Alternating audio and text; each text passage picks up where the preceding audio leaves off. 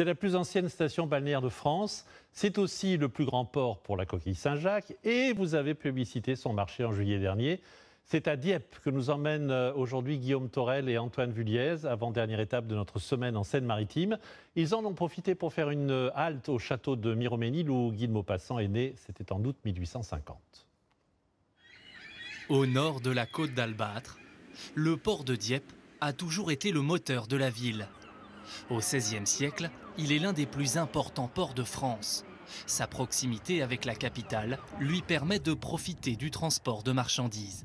Elles arrivent de partout dans le monde. On va en voir arriver notamment d'Afrique et des côtes de la Guinée, où il existe à l'époque le Petit Dieppe, donc un port de commerce lié à la ville. Et par ce port vont transiter un nombre important d'ivoires. Ces ivoires, elles arrivent à Dieppe, parmi d'autres marchandises, et ce sont des artisans locaux qui vont commencer à les travailler. Toute une économie se met en place. Des centaines de Dieppois vivent alors du travail de l'ivoire. Aujourd'hui, son commerce entre particuliers est totalement interdit. Mais l'histoire perdure au musée de Dieppe, où est exposée la plus grande collection d'Europe, avec plus de 2000 pièces, dont celle-ci, acquise il y a quelques mois.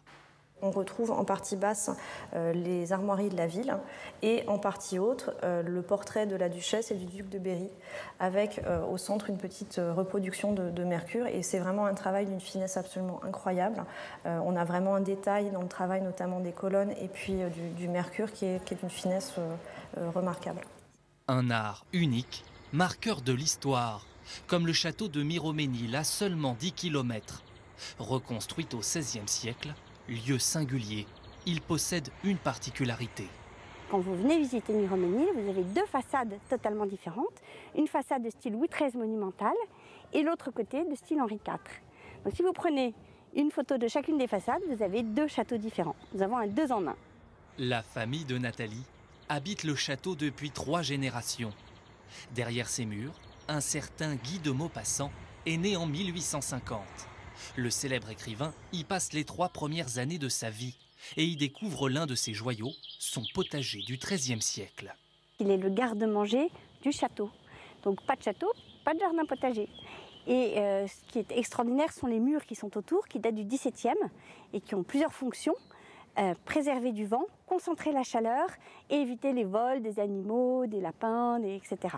Cultiver la terre est un savoir-faire en Seine-Maritime. Dans le jardin du Vasterival se développent plus de 6000 espèces de plantes, d'arbres et de fleurs. D'abord pensé comme un jardin d'hiver par sa propriétaire, la princesse de Norvège, cet écrin de verdure n'a cessé de s'enrichir pour devenir un jardin 4 saisons. La caractéristique, c'est que vous pouvez venir à n'importe quel moment de l'année, aller dans n'importe quelle zone du jardin, vous trouverez toujours de l'intérêt, toujours quelque chose de nouveau, et le jardin est en perpétuelle évolution. Dominique travaille ici depuis 12 ans. Sécateur à la main, il fait partie des 5 jardiniers qui entretiennent quotidiennement les 12 hectares de jardin.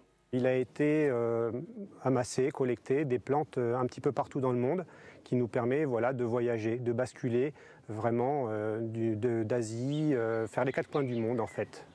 Une invitation au voyage ancrée dans le patrimoine de la Seine-Maritime qui fait la fierté de la Normandie depuis 65 ans.